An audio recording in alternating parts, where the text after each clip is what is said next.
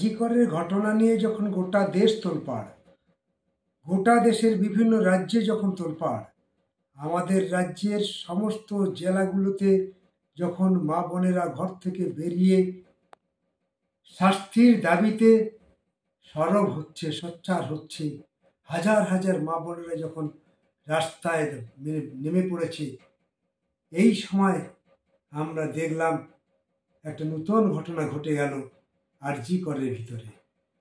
জি কর মেডিকেল হসপিটালের ভিতরে 20-25 জন দুষ্কৃতী তারা হসপিটালের ভিতরে ঢুকে ডাক্তারদের উপরে মারধর করে।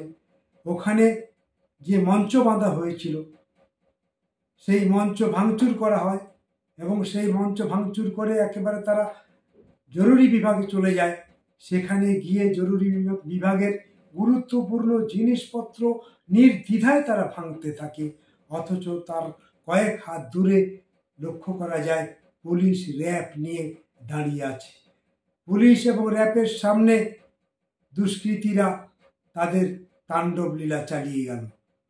একেবারে সিনেমার মতন এখনো ফুটেজ দেখলে দেখা যাবে যে পুলিশ র্যাব দাঁড়িয়ে আছে আর দুষ্কৃতীরা তাদের কাজ নির্দ্বিধায় করে যাচ্ছে।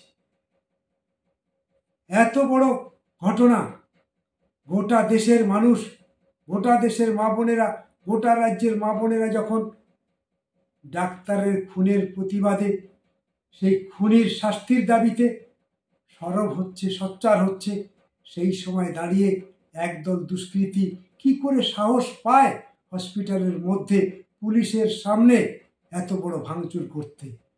এই ছবি দেখে বোঝা যায় সরকারের পুলিশ তার এই নিষ্ক্রিয়তার কারণে, তাদের এই দোদুল্যমানতার কারণে আজকের এই ঘটনা দুষ্কৃতীরা করতে সাহস পেল। আমার তো মনে হয় সরকার এবং পুলিশের যোগ সাজসে আজকের এই ঘটনা ঘটল।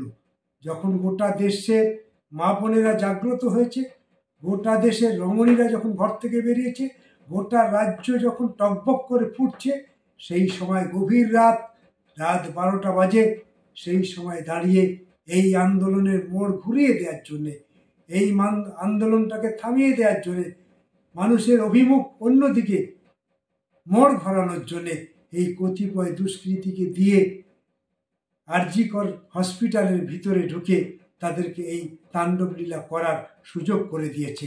আমার মনে হয় এখন যে তদন্ত হচ্ছে, সেই তদন্তর সঙ্গে আজকের এই যে ঘটনা ঘটে গেল গভীর রাত্রে, ঠিক স্বাধীনতা দিবসের প্রাক মুহূর্তে, যখন আমাদের দেশের মা বোনেরা অধিকার আদায়ের যে লড়াই, সেই লড়াইয়ে যখন তারা ময়দানে নামলো, সেই লড়াইটাকে লঘু করার জন্যে, সেই আন্দোলনের মোড় ঘুরিয়ে দেওয়ার জন্যে পুলিশ প্রশাসন যে কৌশল অবলম্বন করেছে, সেই কৌশলে পুলিশ কতটা যুক্ত আছে এটা সঠিক কিনা তা যদি খুঁজে বার করতে হয়, তাহলে এটাও অন্তত তদন্তের মধ্যে আসা দরকার।